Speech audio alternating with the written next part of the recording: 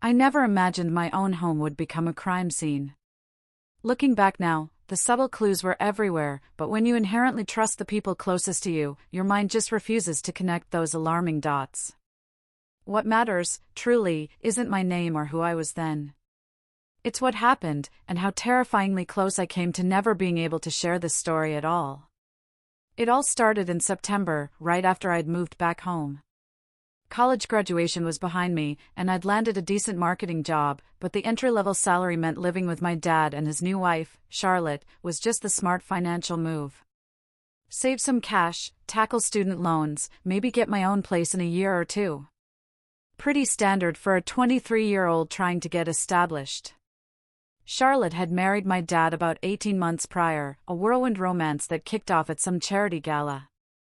She was 42 to his 58. Always impeccably dressed, perfectly composed. My own mom had passed away from cancer when I was 16, and honestly, I wanted my dad to find happiness again. Charlotte had seemed nice enough during their courtship. Reserved, yes, but pleasant. She worked in pharmaceutical sales, traveled frequently, and kept their house absolutely immaculate. The first time I got sick after dinner, I chalked it up to bad Thai takeout. Happens, right? But then it hit me again just 3 days later, after Charlotte's homemade lasagna. And again after breakfast the following week. My stomach would seize up violently, about 30 minutes after eating, followed by waves of nausea so intense I'd be hunched over the toilet for an hour. Maybe you've developed a food allergy, Charlotte suggested one evening, her voice oozing concern that somehow never quite reached her eyes. Lactose intolerance can emerge in your 20s. I tried cutting out dairy. Nothing. The sickness kept coming. Eliminated gluten. No change. The episodes grew more frequent, striking after almost every meal I ate at home. Oddly, when I grabbed lunch at work or went out with friends, I felt perfectly fine. I brought it up to Dad during one of our increasingly rare conversations. "You're probably just stressed about the new job," he dismissed, barely looking up from his laptop. "Your generation is so sensitive to everything." That comment stung, but I tried to shake it off. Dad had changed since marrying Charlotte. He'd always been a bit gruff, a work-focused guy, but we'd shared real moments. Sunday morning pancakes, his terrible jokes, a genuine interest in my life. Now, he seemed distant, always distracted. Charlotte had somehow become the gatekeeper to his attention, and I felt like I was stuck on the outside looking in. By November, I'd dropped 15 pounds. My clothes hung loose, dark circles carved shadows under my eyes, and my hair was coming out in alarming clumps. I was constantly exhausted, barely able to concentrate in meetings. My colleague, Sarah, noticed right away. "Girl, you look terrible," she said bluntly during our coffee break. "Have you seen a doctor?" I hadn't. Truthfully, I'd been putting it off. My work insurance had a high deductible, and I was trying to save money. Plus, an irrational part of me worried they'd find nothing wrong, just confirming Dad's assessment that I was being dramatic. "You need to go," Sarah insisted. "This isn't normal. Promise me you'll make an appointment." I promised. That evening, I told Dad I wanted to see a doctor about my symptoms. Charlotte was setting the table for dinner, and I saw her freeze for a split second before she resumed placing the silverware. "I'm sure it's nothing serious," Dad said. "Probably just anxiety. Do you really want to waste money on medical bills for stress?" Something in his tone ignited a spark of anger in me. I'd been suffering for months, and he couldn't even manage basic parental concern. "I'm going anyway," I told him, my voice firm. "Something is really wrong." Charlotte's expression tightened, almost imperceptibly. "Of course, you should go if you're worried, sweetheart. We just don't want you to panic over nothing, but definitely get checked out for your peace of mind." Her sudden support felt off. I just couldn't say why. I booked an appointment with Dr. Evans for the following week. That very night, after forcing down some of Charlotte's chicken and rice, I got sicker than ever. The cramping was so severe, I almost called an ambulance. I spent 4 hours vomiting, body racked with chills and sweating all at once. Dad poked his head in once, standing in the bathroom doorway with obvious discomfort. You probably caught a stomach bug. Get some rest. Charlotte appeared behind him, her face arranged in sympathetic lines. Poor thing. I'll bring you some ginger ale and crackers. That should help settle your stomach. I was too miserable to even respond. She returned 15 minutes later with the promised items, plus 2 white pills. Just some Pepto, she explained. It'll help with the nausea. I took them without thinking, desperate for any relief. Within 20 minutes, I was vomiting again, but this time, streaks of blood were mixed in. Pure panic surged through me. I stumbled out of the bathroom to find Dad, but he'd already gone to bed. Charlotte was still awake, reading in the living room. There's blood, I gasped. I'm throwing up blood. She looked up calmly. Sometimes violent vomiting can cause small tears in your esophagus. It's probably nothing to worry about, but mention it to your doctor next week. Her composure felt bizarre. Shouldn't she be more alarmed? But I was too weak to analyze it. I just crawled into bed and prayed I'd make it to morning. The next day, I called in sick. Charlotte had already left for a business trip, Dad was at his office. I lay in bed, researching my symptoms online, tumbling down increasingly terrifying rabbit holes. Cancer, Crohn's, ulcers, autoimmune disorders. Everything seemed possible and nothing quite fit.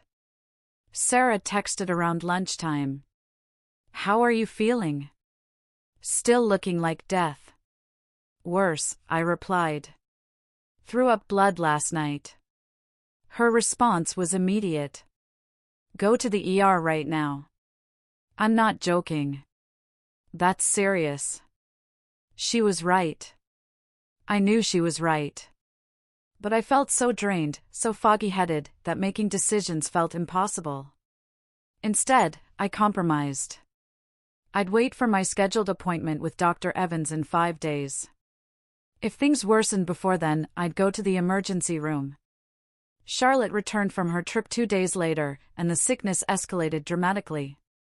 Every meal made me violently ill, sometimes within 15 minutes of eating. I started keeping crackers and protein bars in my bedroom, eating them secretly instead of joining Dad and Charlotte for regular meals.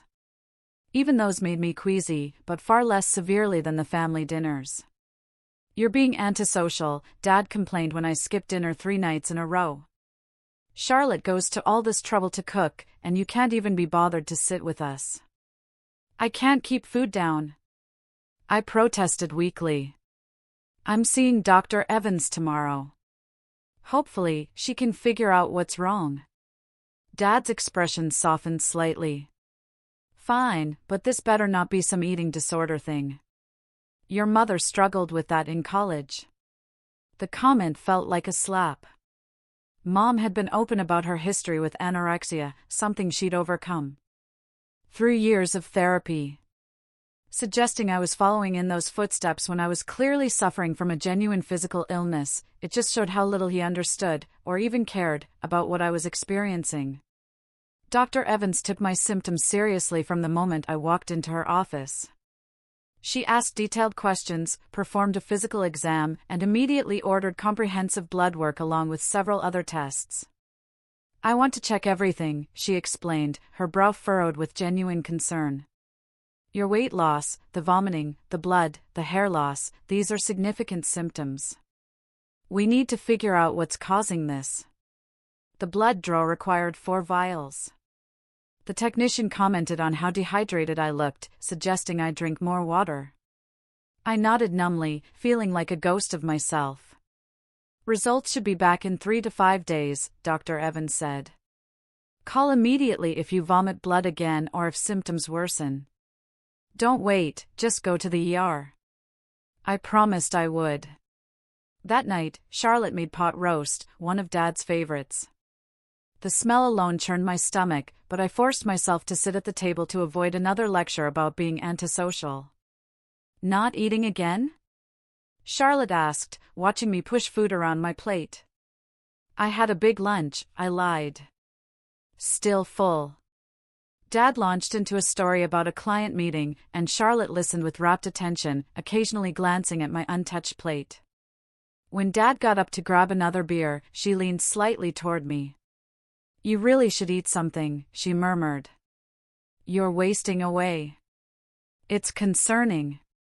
The falseness in her concern ignited something in my gut, something beyond the nausea. I couldn't explain it, but suddenly, I felt genuinely afraid, sitting at my own dinner table. I excused myself and retreated to my bedroom, locking the door behind me for the first time since moving home. Over the next 2 days, I survived mostly on the snacks I'd hidden in my room and food I bought during lunch breaks at work. I felt marginally better, still weak and tired, but less acutely sick. I started noticing other odd things. Charlotte watched me constantly when I was home, her gaze tracking my movements with an unsettling intensity. She'd appear in doorways silently, making me jump. She repeatedly asked if I'd heard from Dr. Evans yet. On the 3rd day after my appointment, the call came. I was at work when my phone rang with the doctor's office number.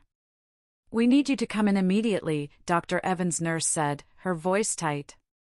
Can you get here within the hour? My heart hammered. Is something wrong? Just tell me over the phone. The doctor wants to discuss results in person. It's important. Can someone drive you? I agreed to be there in 45 minutes, my hands shaking as I grabbed my purse. Sarah noticed my panic and insisted on driving me. During the car ride, I called Dad, but it went straight to voicemail. I tried Charlotte next. She answered on the first ring. The doctor needs to see me right away, I told her. My test results came back. Silence stretched across the line. What did they find? They didn't say. They want to discuss it in person. More silence. I see. Well, let me know what they say. I'm sure it's nothing too serious. Her tone was all wrong, too casual, too controlled. I ended the call feeling even more unsettled. Dr. Evans' expression when she entered the exam room confirmed my worst fears. She sat down heavily, a thick file in her hands, and looked at me with a mixture of anger and sympathy I couldn't quite parse. Your blood work shows extremely elevated levels of arsenic, she said bluntly. Levels consistent with chronic poisoning over an extended period. The room tilted. Sarah grabbed my hand. What? That's impossible. How would Ashley have arsenic in her system? Dr. Evans' jaw tightened. That's what we need to figure out. Arsenic poisoning presents exactly as you've described: gastrointestinal distress, weight loss, hair loss, fatigue. In severe cases, bloody vomiting. This is serious. I've already contacted the police, and they're sending someone to talk to you. The police? My voice was a whisper. This level of arsenic doesn't occur naturally or accidentally. Someone has been poisoning you deliberately. The words seemed to come from very far away. Poisoning someone deliberately. My mind reeled through possibilities, each one more absurd than the last. Who would want to poison me? I was nobody. I worked in marketing, had student loans, lived a completely ordinary life. We need to know everything you eat and drink, where you've been, who has access to your food, Dr. Evans continued. The detective will want a detailed timeline. Sarah's grip on my hand tightened painfully. Oh my God, who would do this to you? I couldn't answer. My thoughts kept circling back to one impossible, horrible possibility. The pattern of getting sick only at home. The meals Charlotte prepared. Her strange calmness when I vomited blood. The way she watched me constantly. The concern that never quite seemed genuine. Dad used his own coffee maker in his home office, a fancy espresso machine Charlotte had bought him. He preferred his butter substitute spread, the kind I couldn't stand. We rarely shared the same food items, which would explain why he'd never gotten sick. But why? What possible motive could she have? Detective Miller arrived 30 minutes later, a sharp-eyed woman in her 40s who radiated competence. She fired questions rapid fire, filling a notebook. When did the symptoms start? Who lived in my house? Any enemies? Any recent inheritance? Involved in disputes? No to everything. I was just a recent college grad trying to start my career. The only significant change in my life had been moving home. Walk me through a typical day, Detective Miller instructed. Every meal, every drink, every person you interact with. I described my routine: breakfast at home, lunch out or packed, dinner at home, coffee, water. The only people with regular access to my food were Dad and Charlotte. And your stepmother prepares most meals? I nodded slowly. She does the cooking. Dad can barely make toast. Detective Miller's expression sharpened. Has she been hostile toward you? Any conflicts or arguments? No, I said, then reconsidered. Not overtly. She's always been polite but distant. Since I moved back, she seemed tense, like she resented my presence but wouldn't say so directly. Any recent changes in household finances? Life insurance policies? Inheritance situations? I shook my head, then stopped. Wait, my grandmother passed away last year. She left me her house in Denver. It's been rented out, but I fully inherit it when I turn 25. That's in about 2 years. The detective's pen moved rapidly. Property value around $600,000, I think. Maybe more now. And if something happened to you before you turned 25, who inherits then? The question hung in the air like poison gas. It would go to my dad. He's my only immediate family. Detective Miller and Dr. Evans exchanged loaded glances. The implication crystallized with horrible clarity: if my life had ended before 25, Dad would inherit Grandma's property. And as Dad's wife, Charlotte would benefit directly from that inheritance. I need to go to your house, Detective Miller said, standing. Abruptly. Right now. Don't call ahead. Don't warn anyone. We're coming. Dr. Evans is admitting you to the hospital immediately for treatment and observation. You're not going back to that house until we determine it's safe. Everything moved quickly after that. Sarah called my work to explain I was in a medical emergency. Dr. Evans arranged for my hospital admission, starting me on chelation therapy to remove the arsenic from my system. Detective Miller left for my house with 2 uniformed officers. 2 hours later, in the hospital room with an 4 drip in my arm, my phone exploded with calls. Dad, over and over. Then, Charlotte. I let them all go to voicemail, just as Detective Miller had instructed. Finally, the detective called me. We've secured your residence and collected extensive evidence. Your stepmother is being questioned downtown. Ashley, I need you to know something. We found arsenic trioxide hidden in her bathroom, concealed inside a vitamin bottle. We're testing all food items in the kitchen, particularly anything you would have consumed regularly. My stomach lurched despite the anti-nausea medication. It was really her. The evidence strongly suggests it. We're also discovering a financial motive beyond the inheritance. Your stepmother has significant gambling debts, approximately $200,000. We found documentation of loans from questionable sources. She needed money desperately. But poisoning me? That's insane. Detective Miller's sigh carried through the phone. People do terrible things when they're desperate. She likely calculated that your passing would look natural given your ongoing illness. Young people succumb to undiagnosed conditions sometimes. Once you were gone, your father would inherit the Denver property, and she'd pressure him to sell it to pay her debts. I felt numb. Does my dad know? What did he say? He's being questioned separately. Based on initial interviews, we don't believe he was aware of the poisoning. He seems genuinely shocked. Seemed shocked, I thought. Like he might not actually be shocked, just performing it convincingly. I thought about all the times I'd told him how sick I was, how he'd dismissed my symptoms as drama, stress, or sensitivity. Had he truly been that oblivious?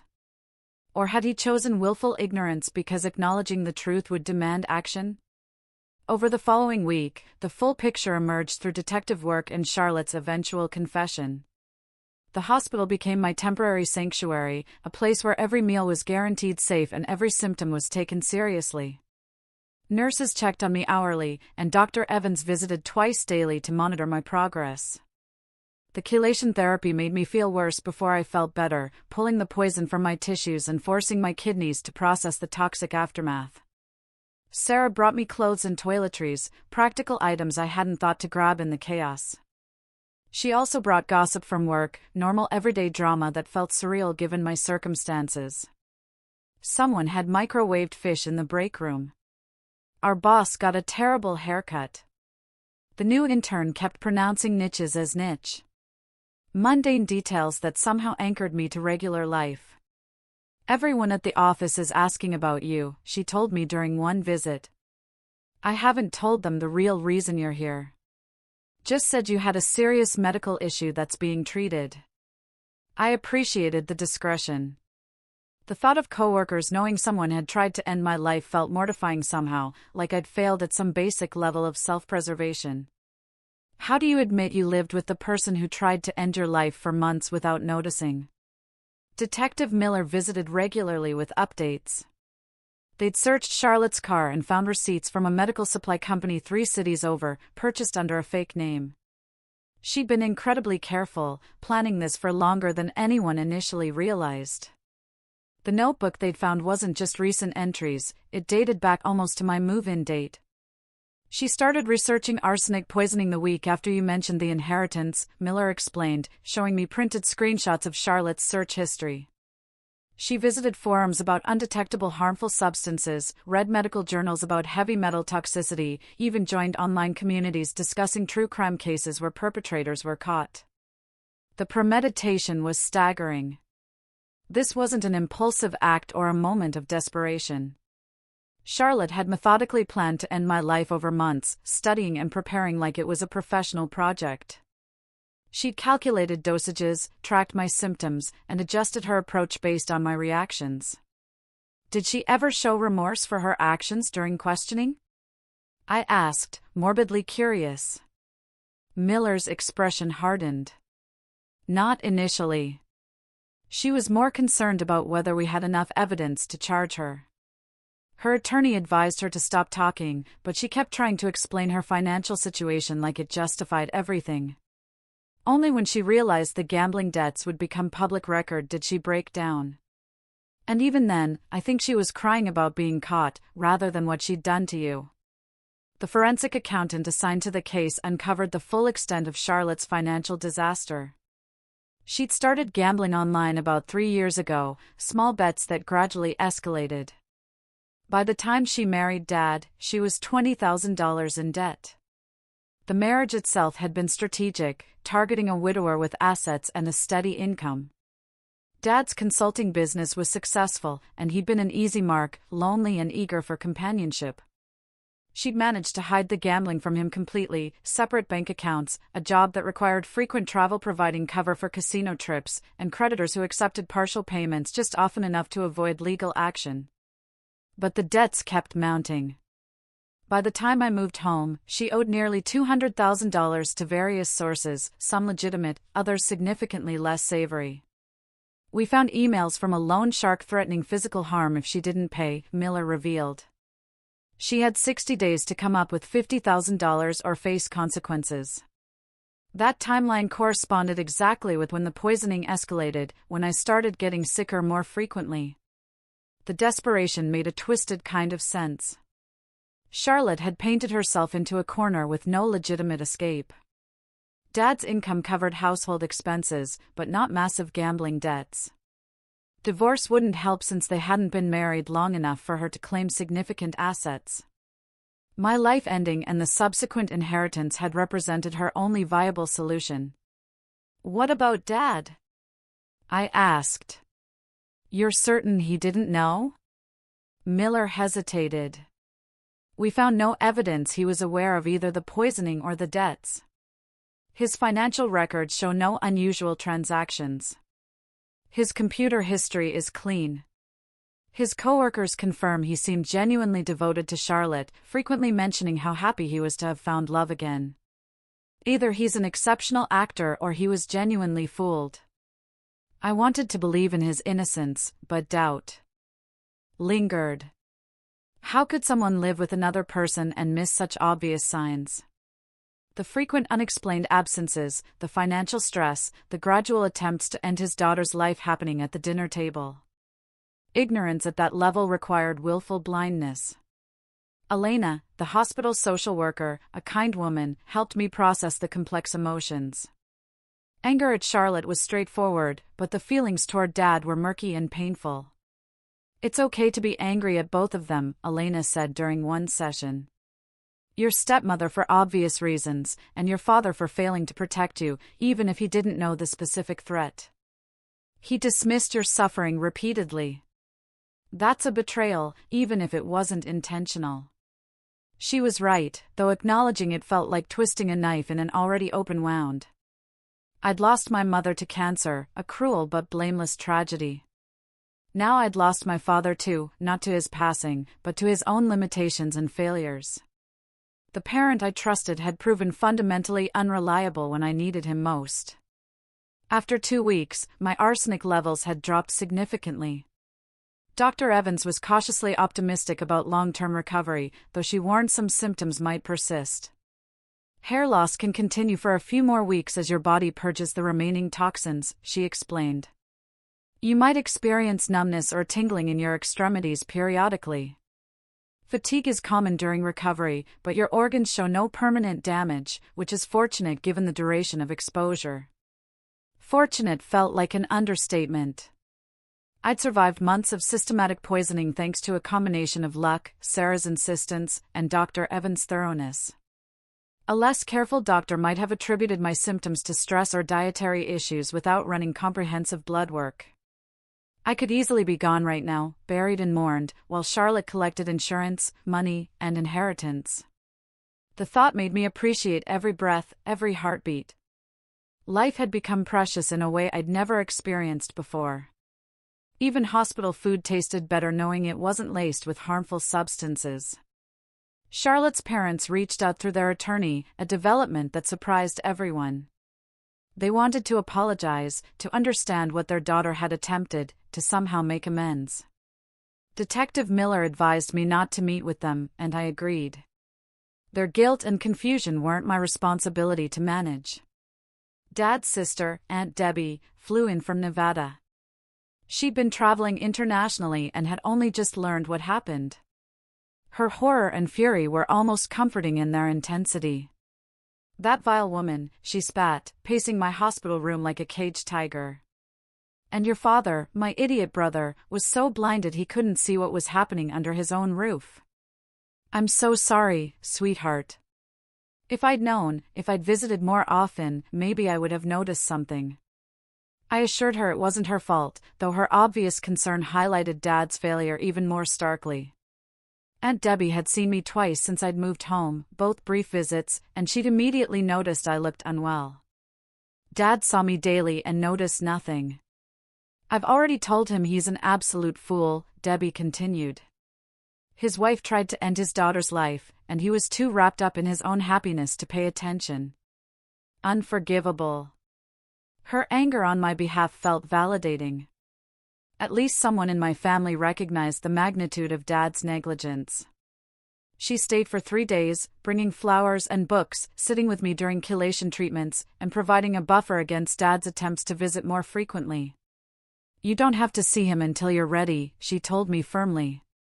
He can wait. He's made you wait for his attention your entire life. The comment stung because it was true. Dad had always been physically present, but often emotionally absent, focused on work, or hobbies, or now Charlotte. I'd accepted it as normal, the way fathers were. Only now could I see how much I'd craved and lacked genuine parental engagement. Charlotte had started small, adding tiny amounts of arsenic to my food shortly after I moved home and casually mentioned Grandma's inheritance during a conversation. The doses were calculated to make me sick but not cause immediate demise. A slow, insidious process designed to look like a wasting disease. She planned to gradually increase the dosage until my organs failed. Young woman, recent graduate, history of stress, unexplained illness, tragic early passing. It would have worked if I hadn't finally seen Dr. Evans. And if the doctor hadn't been thorough enough to run that comprehensive blood panel. The vitamin bottle in her bathroom contained pharmaceutical-grade arsenic trioxide, which she'd stolen from a hospital storage facility during one of her sales calls months earlier. Security footage confirmed her presence near the restricted area on the relevant date. She'd researched symptoms, dosages, and detection methods extensively. Her internet search history was damning. How much arsenic is lethal? Symptoms of arsenic poisoning. Can blood tests detect arsenic? How long does arsenic stay in system? She kept a notebook documenting each dose administered, disguised as a food diary. The entries were chilling in their clinical detachment. Added 25 milligrams to morning coffee, 30 milligrams in pasta sauce, increased evening dose to 35 milligrams, subject showing increased symptoms. Subject. She called me subject like I was a lab experiment, not a human being she saw every single day. Preliminary tests on kitchen items found arsenic contamination in the coffee canister I used exclusively, the communal sugar bowl, and the butter dish, basically anything I might consume during meals at home. The snacks I'd hidden in my bedroom tested clean, which explained why I'd felt marginally better when eating those exclusively. Dad visited me in the hospital 3 days into my admission. He looked like he'd aged a decade, his face gray and haggard. He stood in the doorway uncertainly until I gestured him inside. I didn't know, he said immediately. You have to believe me. I had no idea what she was doing. I wanted to believe him. Part of me did. But another part, the part that remembered his dismissiveness and irritation at my illness, couldn't fully accept his ignorance. You didn't want to know, I said quietly. I told you how sick I was. I told you something was really wrong. And you called me dramatic. You said I was being sensitive. His face crumpled. I know. God, I know. I was so focused on work, on trying to make her happy. I wasn't paying attention. I failed you completely. She was slowly taking my life, Dad, I said, the words raw. Right in front of you, she was slowly taking my life, and you couldn't be bothered to notice. He sank into the visitor's chair, tears streaming down his face. I'm sorry. I'm so sorry. If something had happened to you, I could never have forgiven myself. We sat in silence for a long time. I wanted to rage at him, to scream about his neglect and blindness, but I was too tired. The chelation therapy was rough, and my body was still recovering from months of systematic poisoning. I simply didn't have the energy for the confrontation we probably needed. The police said she did it for money, I finally said. For Grandma's house. Dad nodded miserably. I didn't know about the gambling debts. She told me her frequent trips were for work. I never questioned it. I never looked at our finances closely. She handled all that. Another failure. Another abdication of responsibility. I looked at this man who had raised me, who taught me to ride a bike and helped with homework and walked me down the aisle at my college graduation, and barely recognized him. When had he become so passive, so willing to hand over control of his life to someone else? I'm divorcing her, obviously, he continued. And I've already contacted an attorney about the house. I want to sign it over to you now, not wait until you're 25. It's yours. She doesn't get to profit from any of this. It was a gesture, I suppose. But it didn't erase months of suffering or the fact that I'd nearly died. Okay, I said tonelessly. Is there anything I can do? Anything you need? I needed a father who protected me. I needed someone who believed me when I said something was wrong. But those needs couldn't be met retroactively. I need you to leave. I'm tired. He stood reluctantly. Can I visit again? Maybe. I don't know. I need time to process all of this. He left, and I was alone with my thoughts and the steady drip of chelation medication pulling poison from my blood. Charlotte was charged with attempted murder, theft of controlled substances, and several other felonies. Her attorney tried to negotiate a plea deal, but the prosecution wasn't interested. The evidence was overwhelming, and the premeditated nature of the crime made it impossible to argue for leniency. The district attorney, Rachel, a sharp woman, met with me before formally filing charges. She wanted me to understand what a trial would involve, the questions I'd face, the public nature of the proceedings. Your stepmother's defense will likely attack your credibility, she warned. They'll suggest you were mentally unstable, that you might have ingested the arsenic yourself for attention, that the illness was psychosomatic. Standard defense tactics when the evidence is damning. The thought of being painted as mentally ill or attention-seeking made my blood boil. I'd suffered for months, nearly died, and now I'd have to defend my sanity in court. But Rachel assured me the medical evidence was irrefutable. Dr. Evans' documentation is meticulous, she continued. We have the contaminated food items, the hidden arsenic, the notebook detailing dosages, the search history, the financial motive. This is one of the strongest cases of attempted fatal harm I've handled. But you need to be prepared for the defense to get ugly. I told her I could handle it. After surviving actual poisoning, courtroom accusations seemed manageable. The media caught wind of the case, and suddenly, Charlotte's heinous attempt on my life was local news. Stepmother accused of attempting to end stepdaughter's life for inheritance ran as a headline in 3 different papers. Reporters called my hospital room until I had the number blocked. A particularly aggressive journalist ambushed Aunt Debbie in the parking lot, shoving a microphone in her face and asking how the family had missed the signs. We trusted her. Debbie snapped. That's what normal people do in families. They trust each other. We didn't know we were living with a sociopath. The clip went viral locally. Aunt Debbie became a minor celebrity, her righteous anger resonating with viewers. She hated the attention but appreciated that it shifted public sympathy firmly to my side. Dad, meanwhile, had become a recluse. According to Debbie, he'd taken leave from his consulting work and barely left the house. Friends had stopped calling after the news broke, uncomfortable with the association. His marriage to a woman who attempted such a grave act had made him a pariah in certain social circles. Part of me felt sorry for him. A smaller part thought he deserved the isolation.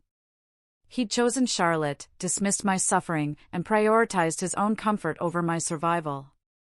Consequences seemed appropriate. Detective Miller kept me updated on the investigation's progress. They interviewed Charlotte's coworkers, friends, and family members.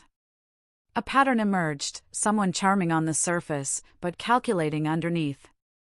Multiple acquaintances described her as obsessed with wealth and status, constantly comparing herself to others and expressing resentment toward people she perceived as having undeserved advantages. Charlotte once joked about how easy it would be to fatally harm someone with certain pharmaceuticals, Miller told me.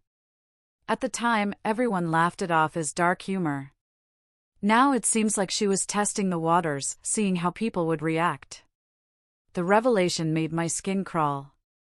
Charlotte had been contemplating ending someone's life potentially for years, waiting for the right opportunity and victim. I'd simply been unlucky enough to present both motive and access. They also discovered she'd taken out a life insurance policy on me without my knowledge, forging my signature on the application. The policy was for $250,000 with Dad as the beneficiary.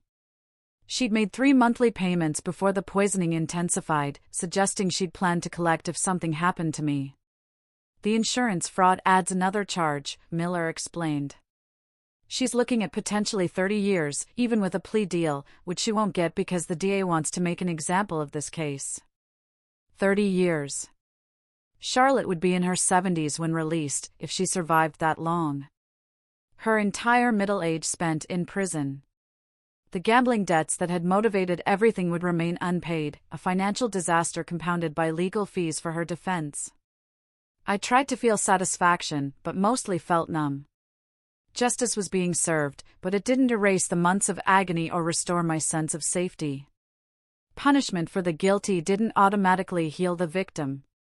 Physical therapy became part of my recovery routine. The arsenic had caused some nerve damage in my hands and feet, resulting in weakness and occasional numbness. A therapist named Mark worked with me daily, helping rebuild strength and sensation. Nerve regeneration is slow but possible, he encouraged during one particularly frustrating session. You're young and otherwise healthy. Your body will heal, but you have to be patient with the process. Patience had never been my strong suit, and months of poisoning had depleted my reserves even further. I wanted immediate recovery, an instant return to normal. Instead, I struggled with simple tasks like buttoning shirts or walking without stumbling. This is part of what she took from you, Elena, the social worker, observed. Not just the time you were sick, but the recovery period afterward. The trauma compounds the physical damage. She was helping me process the psychological impact through regular counseling sessions. We talked about trust issues, hypervigilance around food, anger at Dad, fear of future relationships. The attempted fatal harm had fractured my worldview in ways I was only beginning to understand.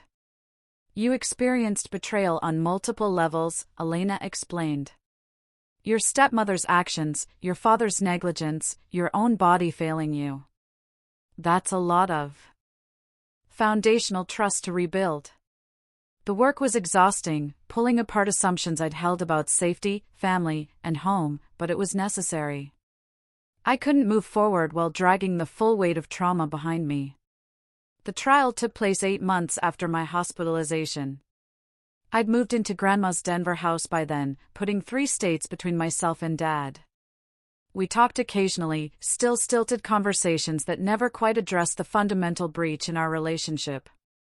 He'd started therapy, he told me, working on understanding how he'd become so disconnected from reality. I attended every day of the trial, watching as prosecutors laid out the methodical nature of Charlotte's heinous attempt on my life.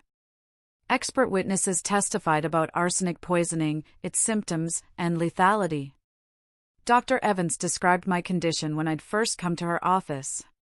Detective Miller walked the jury through the investigation and evidence collection. Charlotte sat impassively through most of it, her composure finally cracking only when they played recordings of her police interviews. Hearing her own voice describe the poisoning in clinical detail, explaining her rationale and planning, seemed to break through whatever dissociative barrier she'd constructed.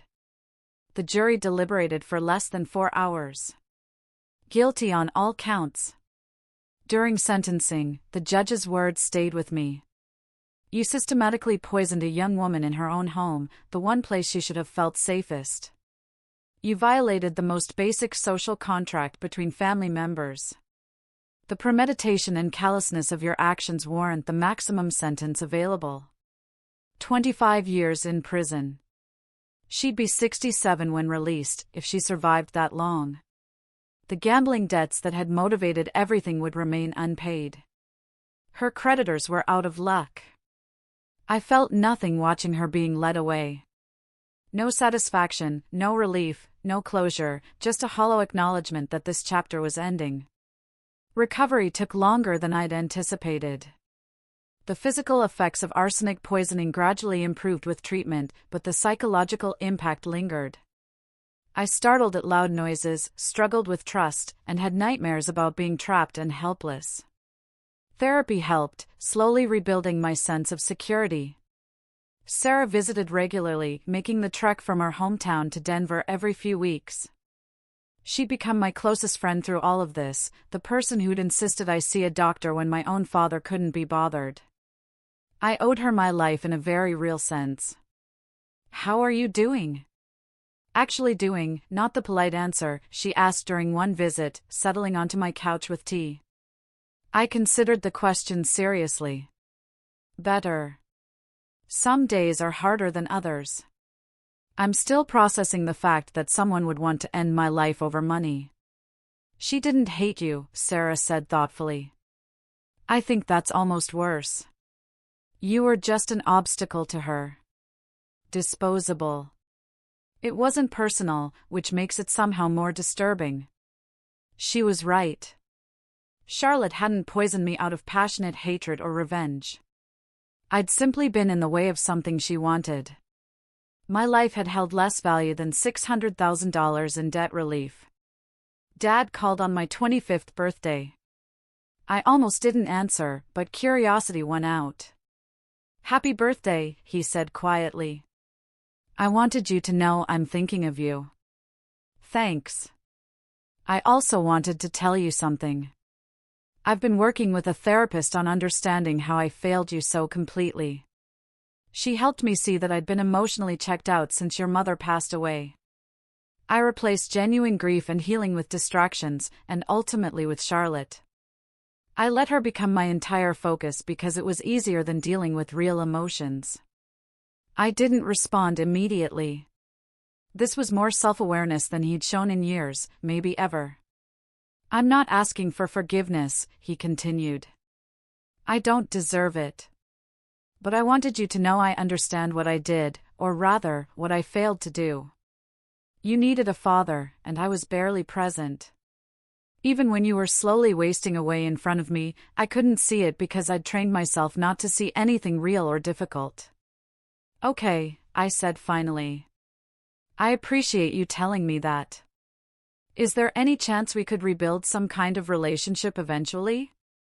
I mean, I'm not asking for anything now. Just, is it possible someday?" I looked around my living room at the life I'd built in Denver. I had a new job at a great company, friends who actually cared about me, a therapist who was helping me process trauma. I'd survived a heinous attempt on my life and come out the other side stronger. "Maybe," I told him honestly, "but it'll take time, a lot of time. And I need you to understand that our relationship will never be what it was. That person, the daughter who trusted you completely, she doesn't exist anymore." "I understand. Whatever you're willing to give, I'll accept." We talked for a few more minutes before ending the call. I felt lighter somehow, like acknowledging the damage honestly had released some pressure I'd been carrying. 3 years have passed since Charlotte's conviction. I still live in Denver, thriving in ways I never could have imagined during those dark months of illness. The house Grandma left me has appreciated significantly in value, but I have no intention of selling. It represents survival and independence, a foundation she built that ultimately saved my life. I don't have a relationship with Dad beyond occasional phone calls and birthday cards. Maybe that'll change eventually, or maybe it won't. I'm okay with either outcome. Some bridges, once burned, can't be fully rebuilt. You can construct something new in their place, but it'll never quite be the same. The physical scars from arsenic poisoning have mostly faded. My hair grew back thicker than before, and I've regained the weight I lost, plus a little extra muscle from regular gym sessions. Dr. Evans monitors my blood work annually to ensure no lasting organ damage, but so far, everything looks good. The psychological scars remain. I'm careful about food preparation, hyper-aware of who has access to what I eat and drink. I've had exactly 2 serious relationships since the poisoning, both ending when my trust issues became too much to overcome. My therapist assures me this is normal, that healing isn't linear, and that I'm making progress even when it doesn't feel that way. Sometimes I wonder what would have happened if Sarah hadn't insisted I see a doctor. How much longer would Charlotte have continued poisoning me? Would I have passed away believing I had some rare, undiagnosed illness? Would Dad have mourned me genuinely, never knowing his wife had orchestrated my demise? The thought makes me nauseous even now. I came so close to becoming a statistic, a tragic story people would have discussed briefly before moving on with their lives. Young woman, mysterious illness. How sad. What a shame. Instead, I'm here. Alive, thriving, building a future that belongs entirely to me. Charlotte took months of my life and nearly took all of it. But she didn't win. I survived her methodical attempts to end my existence, and I built something beautiful from the wreckage. That's the real payback, I suppose. Not that she's in prison, though there's some satisfaction in that. The true revenge is living fully and well, refusing to let her actions define or limit me. She wanted me gone, conveniently out of her way. It's a strange thing to build your life back from zero, especially when zero is almost your actual end. It makes you wonder what seemingly small things in your life might actually be hiding something much bigger.